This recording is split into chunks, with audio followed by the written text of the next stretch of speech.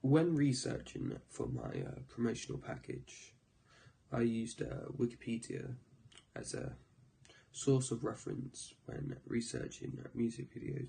In particular, to start off with the directors, I looked into Real Bear Media, James Definia, who's worked with Post Malone and other associated artists.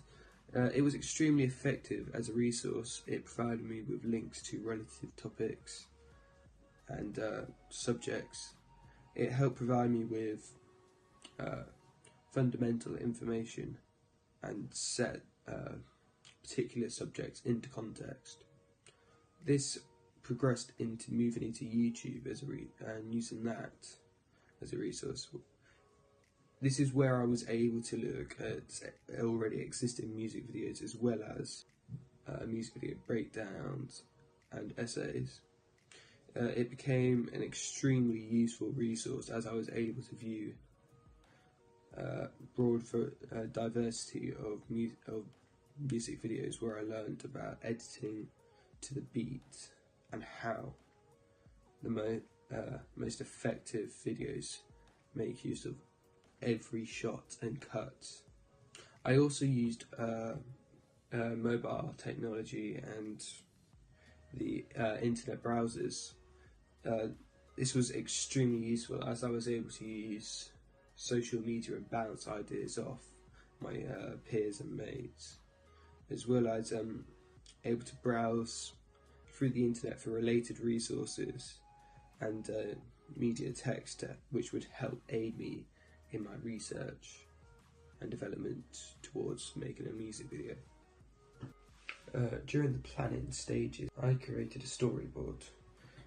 This was simple but yet beneficial as it produced a visual imagery of key shots and scenes, and I also wrote notes of what I wanted to include during the particular part of my story of my music video.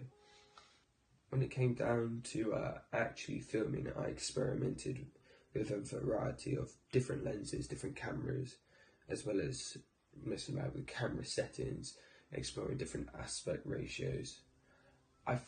When it came to what I actually filmed, I settled on using a DSLR camera, which was set up to film at 60 frames per second in 1080p. I then, not only did I decide on this, but I also experimented with different software as well. So I used programs like Photoshop, After Effects, Premiere Pro and Final Cut Pro, and just learned, had a bit of a mess about to see what effects I could work with and what would be I could implement into my final video. An example of something I discovered while messing about was I was able to create overlays. This led to me then developing sort of a text message conversation sort of style, and this used mise-en-scène, giving background information on my characters. I then, not only did I just use the same technique, but I progressed it to use it in my pop-up video.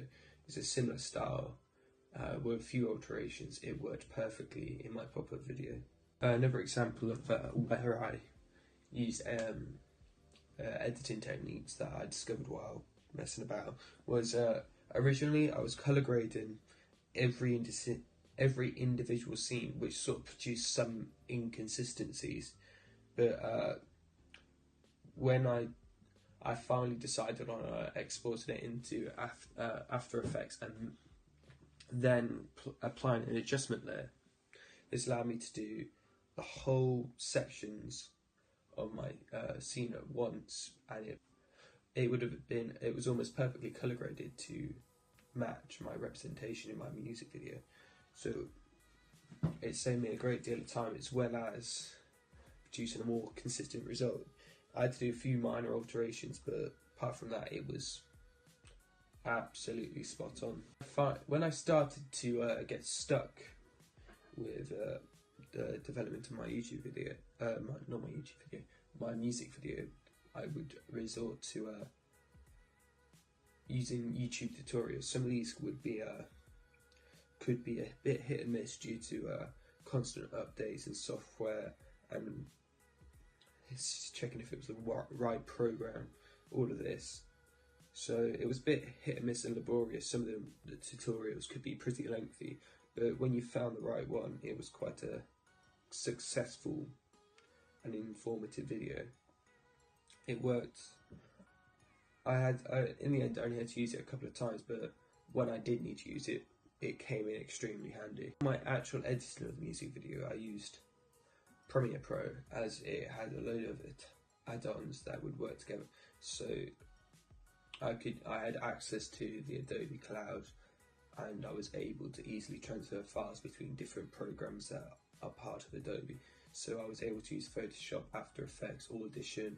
I was easily able just to transfer different files in and out of different programs, and it stay keeping the quality at a high, consistent level. And it was much better than my other options, which were Final Cut Pro.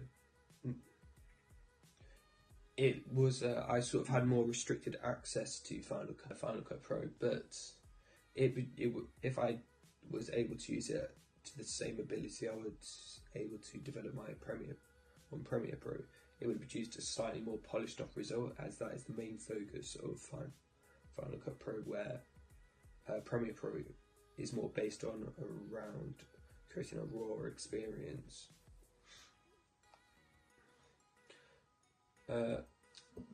In parts of my video, I use stock footage.